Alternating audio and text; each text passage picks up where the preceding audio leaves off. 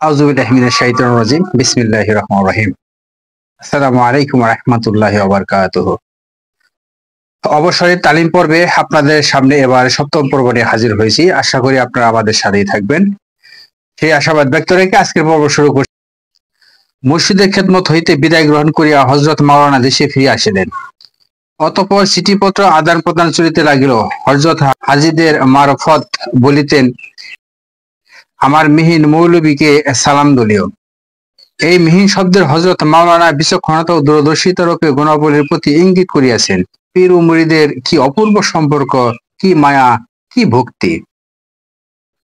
হযরত মাওলানা দেশে ফিরিবার সময় কানপুরে বকশী নজির হাসান সাহেবের স্বপ্নে দেখিলেন হযরত মাওলানা জাহাজ হইতে অবতরণ করিতেছেন, আর সারা হিন্দুস্থান তাহার দেহের নূরে নূরানী হইয়া উঠিয়াছে। কালে এই স্বপ্ন বাস্তবে রূপান্তরিত হয়েছিল। দেশে আসিয়া পুনরায় তিনি জামিউল উলুমে অধ্যাপনার কাজে আত্মনিয়োগ করেছিলেন। শিক্ষক ও ছাত্রদের মধ্যে মারিফতের আলো বিচ্ছুরিত হইল। এক কথায় মাদ্রাসা জিকর আজকারের খানকায়ে পরিণত হইল। বহু অমুসলিম ও ইসলাম ধর্ম গ্রহণ করিয়া ধন্য হইল।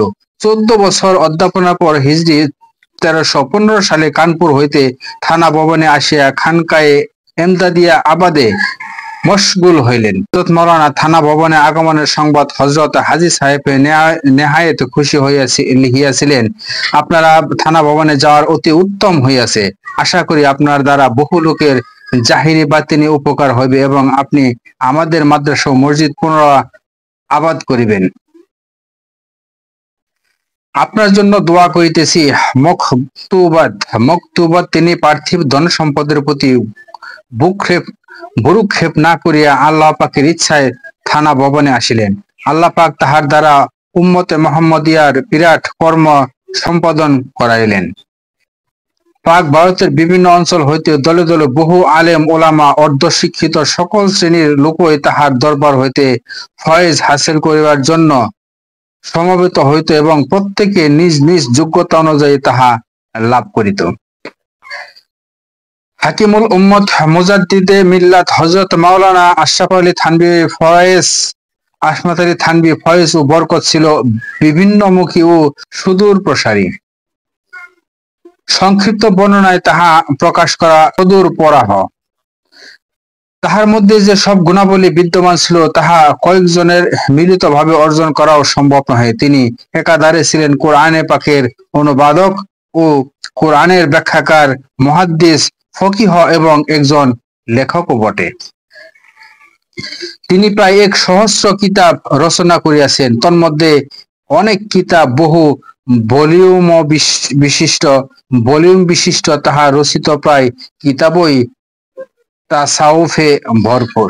তফসিরকার হিসাবে তিনি জগৎ বিখ্যাত। তাহার কৃত তফসিরে বয়ানুল কোরআন অদ্বিতীয়। ওয়াইজে হিসাবেও তিনি ছিলেন অতুলনীয়। তাহার তথ্যপূর্ণ বিভিন্নমুখী ওয়াইজ সমূহ ওয়াইজের সময় সঙ্গে সঙ্গে লিপিবদ্ধ করা হইত এবং পত্র পত্রিকায়ও মুদ্রিত হইত। পরে ওইগুলি পুস্তকাকারে মুদ্রিত হয়। তাহার রচিত পুস্তকাবলী ও ওয়াজ সমূহ বিভিন্ন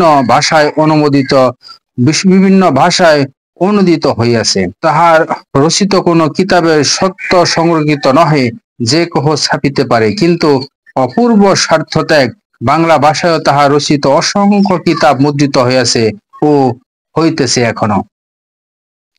এলেমে দ্বীনের উস্তাদ হিসাবে তিনি ছিলেন অদ্বিতীয়। এই অসংখ্য আলেমে হক্কানি তাহার হাতে গড়া।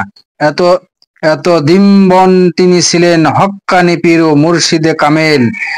তাসাউফের দিক দিয়া তিনি ছিলেন মুজাদ্দিদে মিল্লাত বা যুগ প্রবর্তক। এক কথায় তিনি ছিলেন মুজতাহিদ, যুগ সংস্কারক।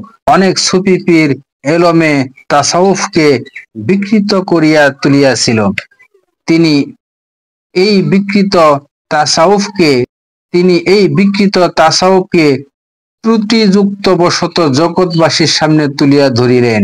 তাহার সূক্ষ্ম ব্যবস্থা ও চিকিৎসা দ্বারা তাসাউফের ভ্রান্ত পদ্ধতির সংস্কার সাধিত হইয়াছে। বহু যোগ্য মুরিদকে খেরকায়ে খেলাফত দান করিয়াছেন।